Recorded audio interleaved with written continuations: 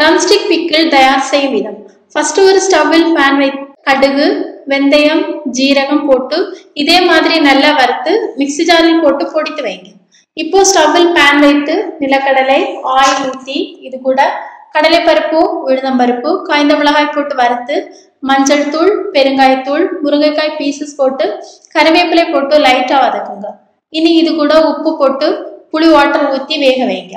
இனி முருங்கைக்காய் இடித்து இதில் போட்டு சிவப்பு மிளகாய் தூள் போட்டு நல்லா மிக்ஸ் பண்ணி 6 minutes குக் ஆன பின் ஃபர்ஸ்ட் பொடித்து வைத்த பொடி போட்டு வதக்கி லாஸ்ட் லைம் ஜூஸ் ஊற்றி மிக்ஸ் செய்து ஆற வைத்து ஒரு ஜாரில் போட்டு 15 days வரைக்கும் வைத்து யூஸ் பண்ணுங்க. ரொம்ப ரொம்ப டேஸ்டியா முருங்கைக்காய் ஊறுகாய் ரெடி.